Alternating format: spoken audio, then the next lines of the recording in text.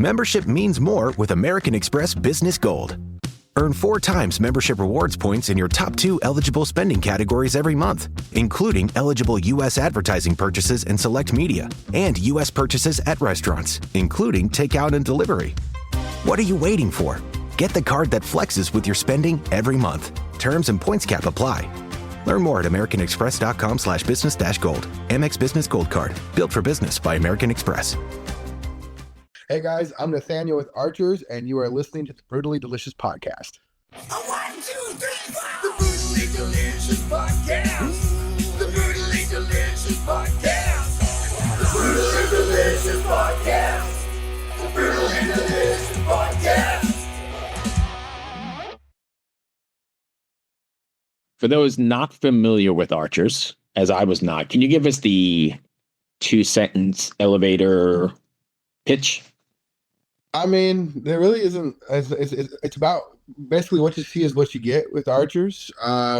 We really focused more on the music than anything else, and putting on a really fun, engaging live show. We have a lot of really diehard fans, and those the ones that we have know us pretty well, and like we're trying to foster that community of just inclusion and making sure everybody feels like they have a safe space to just go hard and have a good time, like without having to worry about any sort of stupid crap that might happen just because the world is the way it is. You know what I mean? I think I applaud you, and I think that's very true in the broader metal community as well. But even more so, I think, even in that metalcore community, right? I mean, I think that acceptance, and I think that's probably why a lot of people are attracted to it, because you could just be you. Yeah, absolutely. I would have to rock out. For sure. What's been the response to Never Enough so far, the first single or the single? Oh, it's been awesome. I mean, especially since it came out and we went right on the road with it. You never know what to expect when you're playing a new song on the road, but every single night we have people singing along, and that just makes my heart so happy.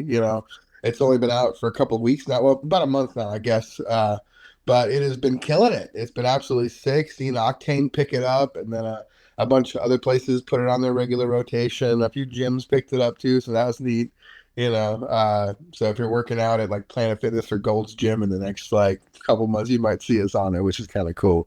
But yeah, it's just a random little thing that was kind of cool. I thought it was neat, especially since we a lot of times on the road, it's very common to like stop at a gym to like shower and whatnot. So Planet Fitness is a big deal for us. So I mean, it's kind of cool, But yeah, it's been great. I'm super stoked with how people have been acting with it so far. They seem to like it a lot, and I'm really thankful for that. So Never Enough, if you don't mind, it tackles some deep issues, right? So what inspired the band to tackle that theme, and how do you think it connects with your fans on a broader? I mean, I think it connects really well. Like, we have never shied away from talking about tough topics. I feel like that's kind of been part of our theme for a long time: mental health, relationship awareness, and situations. I think the song is definitely a product of the last few years. I know it was a collaboration between me and my bassist as far as the writing of the lyrics go. And both of us had just in the past few years, we're both very happy now, but in the past few years, we've experienced a lot of toxicity in relationships. Just a lot of that, like, will they, won't, the will they, won't they, and like just the type of relationships where no one's really happy in the end, and it just, those things, they seem to be like self-feeding beasts, that just like, perpetrate this nasty cycle of misery. And we just wanted to like kind of do what we do and shine a light on the negative without glorifying it. I feel like that's something that we've always tried to strike on pretty accurately, is just trying to define the negative, put a voice to it without acting like it's something to be glorified, something to be lauded for, so we really just wanted to talk about where we were, and I feel like that's what we did. I applaud you, and I think that's really interesting, because I think music, especially hard rock, heavier music, has always had that ability to shine a mirror back on society, right? You had the 60s, and then with the protests in the 70s with, Vietnam and all that protests in the 80s and whatever. I think music has always been, or the music that people connect with maybe the most, is the one that you're shining the mirror back on them. And it doesn't have to be about making judgments or even making your stand notice, right? It could be just this is what it is, and maybe someone's not watching CNN. Here's that. It could go both ways too, though. Maybe it's like maybe someone's in that situation and they need a way out, or maybe someone is not that great of a person and it kind of helps them, be a bit more accountable. They hear that thing and they're like, oh, that's talking about me. So I wanted to be able to shine a light both ways. So when you're writing these songs in metalcore, you might be doing this way. Are you writing the songs like how they're going to come across on stage? This is a good place for a jump or Oh, whatever sure. I breakdown. mean, I think live moments are so important, Um,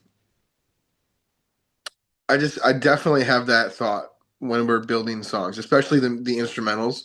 I if with the right instrumental, I can kind of work in between that as far as like lyrics go, but like the instrumental has to hit live. You know what I mean? It has to be like it have all the moments because like the lyrics aren't really what's driving the live performance. Like a lot of people are there to like because they care about the words and maybe they've like Right. really become entrenched. But the music, the way the music moves, is absolutely the key to like a good live performance and when we're in the studio and when we're writing, we're absolutely trying to think like, okay, where does a song like this fall in the set? Like, what are the types of like hallmark moments that we need to achieve out of this? Like, where's the big crowd moment? Is there a jumping moment? Is there a sing along moment? What's the vibe here? What is the purpose? What do we want the crowd to be doing for this song? Do we want them crying? Do we want them laughing? Do we want them cheering? And it just kind of like a lot of times it takes shape as the song is coming to be. We don't necessarily sit down and be like, we're gonna write a party tempo song, bouncy. Let's do it now. Start. No, it's more along the lines of like, what are we vibing with? Fuck with things until we get something cool, and then like be like, oh, I like this, and then we'll start assigning a vibe to it. Be like, oh, we could vibe with this way. Play with it. A lot of times we like to work against the song, where like, a lot of times that you'll hear a song and be like, oh, this is a thing that should be there. This should fit there, and then do something different, on purpose to like really trying to draw out every little bit of cool shit you can out of that song. So I like doing stuff like that. So how do you think New Noise reflects the band's musical evolution since New Normal? So I mean, New Normal was definitely like our statement of what we were at the time. I feel like it was the most cohesive group of songs we'd ever put out at the time. And I still think that it has like the core of our music still is that at its foundation. I think there's definitely a lot more mature elements that are going to be seen on this newer stuff. Like it's definitely a little bit more dialed back as far as like the pop stuff. It's more I don't want to say raw, but it's a bit more rock focused and definitely a bit more mature than some of the stuff that we've done. And I don't think I don't think it's a huge departure either. I think it's more just like, ooh, what if we did Archers through a different filter? We worked with a new producer this time around, and obviously this different filter that we're going to be working through just because we're working with someone else. So like, it's going to have a little bit of a different sound, but it's a whole record on its own. We kind of want it to be set apart, and like where we go next from that, that's entirely up to us at the time. Like we don't even know. What challenges do you think you face carving out your identity I mean, you've been here in about 10 years, I think, right? Mm-hmm. But the metalcore genre is pretty crowded. How do you guys It's like image is something that I wouldn't say struggle with, but like it's something that we definitely on the forefront of our mind because we don't really have the gimmick that a lot of bands do, or like the sex appeal that some bands strive for. Like that's not the goal for us. Like, um, I do, I think image is important, but I also like the way that we've been different. I feel like is one, our music it's not necessarily it's not out of the box. There's nothing revolutionarily groundbreaking about the songs that we make necessarily, but it's good music. It has a good message, and we put on a fantastic live show. And we have this.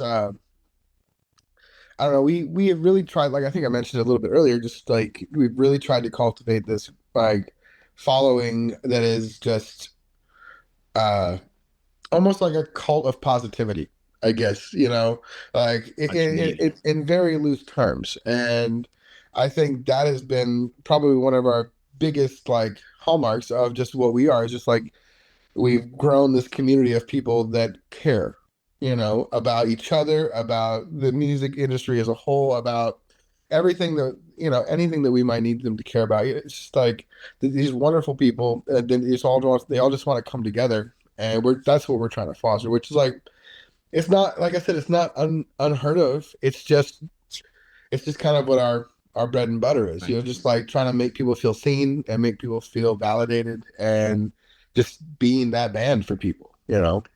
So what do you see, and this may tag off of some of what we talked about.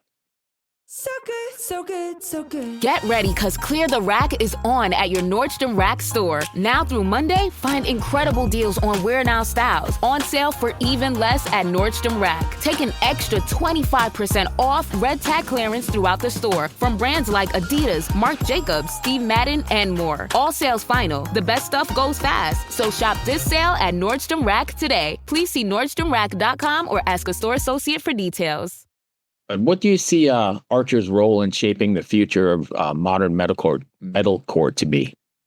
I mean, everyone's got lofty dreams, I'm sure, but I would like to see us. I think we could definitely help people to see that there's more to be done in metalcore than some of the stuff you hear. I mean, so many bands absolutely crush it at what they do, but they're very, very strictly this metalcore act. Whereas, like, if you listen to one of our records, it can range widely in between the songs and the type of songs that we have, like whether it's a really heavy song or a pop ballad. You can find both on the same record, and I'm not saying every band can do that, but it's something that's been very important to me to cultivate over the years, and that's where I think I see us taking up the same kind of spaces. Like, if this band goes as far as I want it to, and we end up like where I'd like to be, taking up the same spaces like A Day to Remember did 10 years ago, where like they could do whatever they wanted to, like you could hear like Have Faith in Me right next to Second Sucks, Right. and And then they pack the place out. yeah, absolutely. And I want to be able to make sure I get to do that, because I'm gonna be bored as shit if I'm 10 years down the line playing the same damn song for an hour and a half. I'm gonna be bored. I'm sorry. I just like that's just how I feel about it. I want to make diverse music, and I want to put it all together under the same name and not act like it's different shit. You know what I mean? What are the rest of the year? Is Archer's touring more? Yeah. So the fall is still a little bit. There's a little bit of a dark. We don't know exactly what's going to happen in the fall yet, but we are. Looks like we're going to be doing our own headliner in July. It's going to be to promote our new album, our new EP that we have started with the release of Never Enough. That new EP is going to be called Temporary High. It's coming out in June, I believe, and then we'll hit the road in July to promote that. I also know that in June we are going to be hopping over the pond, and we're going to be doing a small tour in the UK. It's a mix of small club shows and large festivals like Download, Rock for People, that kind of stuff. That's so huge. Yeah. we're stoked, dude. It's our first time. I've been there personally, but it's our first time as a band Right. going overseas and doing the thing. It's definitely it's one of those things that we're not going because we're expecting to make money. Every time you go overseas, it definitely is a hit to the pocket. But like, it's so important to us to finally get over there and to meet all these people that have loved us for so long and have never been able to see us. So I mean, I'm pretty confident on us being able to at least get out there and do the thing, and meet some good people and have some good fun. And that's really like all I care about as far as like being able to go out there and do the thing. If fans want to find Archers, can you give us all those contacts? Yeah, the best way I always say when I'm meeting new people is to find us on Instagram, because you can link to everything else through there. Our Instagram is at ArchersUS. You can also find us at that handle for most social media, including like TikTok and things like that. So like, yeah, it really just check if you're. I tell people that if they're dialed into our Instagram, they're gonna see everything that comes through. Yeah, just come hang out. Also, we have a really cool Facebook group called the Archers Assembled Super Soft Posting Group, which you can find on our Facebook page, and that's just all of our diehard fans and everyone who wants to like meet up for shows and hang out. So feel free to check that out. We'd love to have you if you're a part of it, if you want to be a part of that. Thank you so much, my friend. Good luck with the record and the tour, and Thanks, we'll talk man. to you. Hey, be Thanks, well. dude. You too. Cheers. Bye. Hey everyone, this is Bjorn from Soulwork, and this is Brutally Delicious.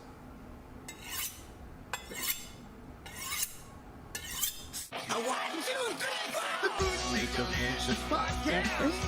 The Brutally Delicious Podcast. The Brutally Delicious Podcast. The Brutally Delicious Podcast. Hey there, heavy metal maniacs and kitchen crusaders. I'm Bruce Moore, the host of the Brutally Delicious Podcast, where we whisk up a blend of metal and food to quench even the most discriminate tastes. Have you ever wondered what your favorite metal musician chows down on before they hit the stage to melt your face off? Well, look no further.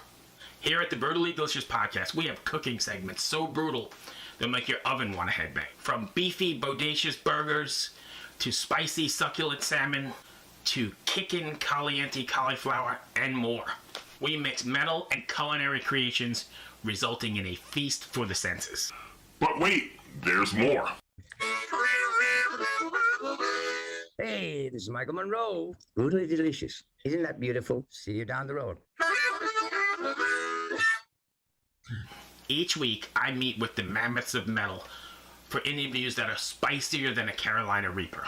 Get the latest on their upcoming shows, behind-the-scenes stories, and if we're lucky enough, maybe they'll share a secret family recipe or two with us. You'll also want to check out our weekly album and show reviews, where we dice, slice, and serve up our unique takes on the latest metal releases. So grab your leather apron, crank the volume to 11, and subscribe to the Brutally Delicious Podcast on your favorite podcast platform. It's sure to be a hell of a time. Oh, hey there. It's Tim from Protest the Hero. Now that you've seen my junk, I'm going to show you how to make a pizza. And you're watching Brutally Delicious. What's up, everybody? Max Cavalera, Soulfly, and you listen to Brutally Delicious Podcast. Stay metal, motherfuckers.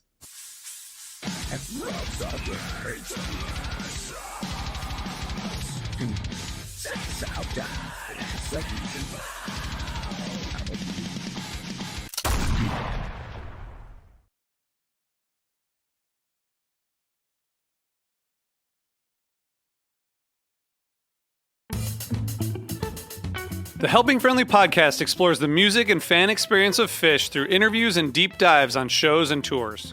For more than 10 years, we've created insightful and fun discussions about our favorite band, and with the help of our guests and thematic series, we're still discovering new angles of appreciation for Phish.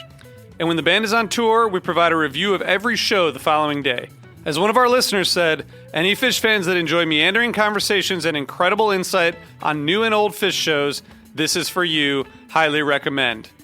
It's not just about the band and the shows, it's about the journey getting there.